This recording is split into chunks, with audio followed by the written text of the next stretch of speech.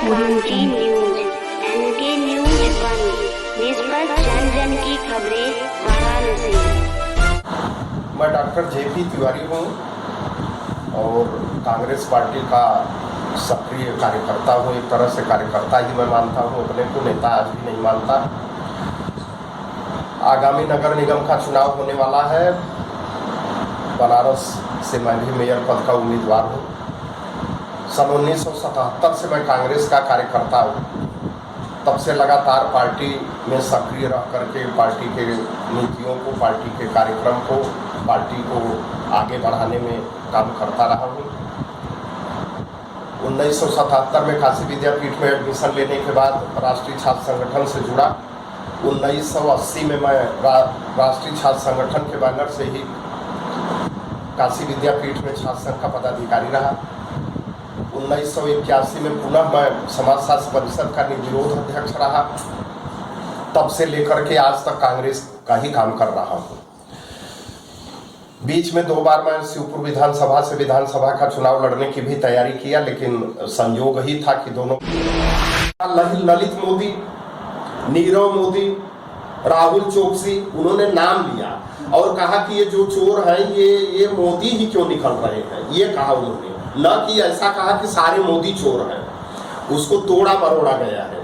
और दुर्भाग्य देखिए, भाजपा का तो ये देखिए, इन सबको पिछड़ा बता दिया बीजेपी ने कि पिछड़ों का मतलब अपमान हुआ। ये पिछड़े हैं, ललित मोदी पिछड़े हैं, नीरव मोदी पिछड़े हैं, राहुल चोकसी पिछड़े हैं, लेकिन है, चल रहा है, खेल चल रहा है। तो किस पर आरोप लगाएंगे? किसकी साजिश है?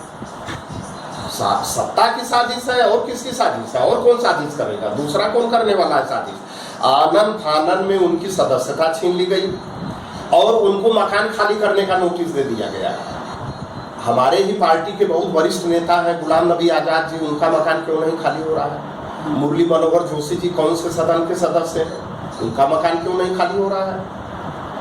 ऐसे 20 लोग होंगे जो आज तक मकान में है, किसी पद पर नहीं है, न एमपी है, न एमएलए है, न किसी पद पर है, लेकिन वो मकान में बने हुए हैं। इसलिए कि वो सब आप जानते हैं, बीजेपी तो वॉशिंग मशीन है, जो उधर गया वो 7 पाक हो गया। आप हेमंत बिश्व शर्मा के बारे में क्या कहा मोदी जी ने, और ये पश्चिम बंगाल वाले जो थे उनके बारे में क्या कहा मोदी जी ने। आज वो लोग पार्टी में शामिल हैं तो लोग 7 पाक हैं। और जो विडंबना यह है कि भाजपा ने भाजपा को ही भारत मान लिया है। भाजपा का विरोध मतलब भारत का विरोध, सरकार का विरोध मतलब आप देशद्रोही देश का विरोध। लोकतंत्र में ये चीजें अच्छी नहीं है। और मैं बनारस की जनता से एक अपील करना चाहूंगा कि लोकतंत्र में किसी को इतना मजबूत मत बना दीजिए कि निरंकुश हो जाए। ये बात कल हमने मीटिंग में भी कहा था। लोकतंत्र में अगर आदमी निरंकुश हो, परिवारवाद का आरोप लगता है। मैं तो कहता हूं कि परिवारवाद से ज्यादा खतरनाक व्यक्तिवाद है, और आज भाजपा में व्यक्तिवाद है। दूसरे जगहों पर तो परिवारवाद है, परिवार में कम से कम 8 आदमी होते हैं, 10 आदमी होते हैं। वहां तो व्यक्तिवाद है, वहां तो एक ही आदमी सब कुछ है। चाणक्य ने कहा है कि जब जब व्यापारी देश का राजा होता है तो वहां की जनता को का भिखारी होना तय है। इस समय देश पर व्यापारियों का कब्जा है, व्यापारी राज कर रहे हैं। मोदी जी एक मुखौटा है। तो व्यापारी राज्य करेगा तो व्यापारी बढ़ रहे हैं, और नीचे जो गरीब तबका है उसको ये 5 किलो राशन देकर के बहकाए हुए हैं कि आप खाइए और जिंदा रहिए और इसी को विकास मानिए। आज की तारीख में वो बेचारे गरीब इसी को विकास मान रहे हैं। वो उनको इस स्थिति में पहुंचा दिया कि वो ये मान के चल रहे हैं कि अगर ये हमको राशन भी नहीं मिलता तो हम कहाँ जाते, हम तो खाने भी ना मर जाते। तो ये इस स्तर पर ला करके खड़ा कर दिया है। और सबसे ज्यादा परेशान मिडल वर्ग है। मिडल वर्ग तो हर तरह से तराई कर रहा है, हर तरह से परेशान है। गैस के दाम लगातार बढ़ रहे हैं, खाने पीने की चीज़ों के दाम लगातार बढ़ रहे हैं। तो एक तरफ व्यापारी है, अडानी जी की के कंपनियों की कीमत किस तरह से बढ़ी है कोरोना काल में आप लोगों ने देखा है। 2.5 साल में वो 300 से पहुंच गए दूसरे स्थान पर पूरे विश्व में। वो उपाय सारी कंपनियों को बता दिया जाता, सबको वही बता दिया जाता, तो सारी कंपनियां इस तरह से बढ़ जाती। राहुल गांधी की सदस्यता रद्द कर दी गई, इसके पीछे किसका? भाई कहीं ना कहीं बीजेपी का। ये कौन सा कारण है कि आनंद फानन में, ठीक है चलिए कोर्ट का मामला अपने जगह पर है, कोर्ट का मामला कोर्ट, देखिए हम किसी जज का क्रिटिसाइज नहीं किया जा सकता, लेकिन जजमेंट के बारे में तो टिप्पणी की जा सकती है, जैसा कि आप भी जानते हैं। जो केस राहुल गांधी के ऊपर लगा है उसमें मैक्सिमम सजा 2 साल की है। एक तो उनको मैक्सिमम सजा दे दी गई 2 साल की, वो इसीलिए दी गई कि कहीं ना कहीं ये पूरा उसके पीछे पूरी मंशा थी कि 2 साल की सजा हो जाए और इनकी सदस्यता को खत्म कर दिया जाए।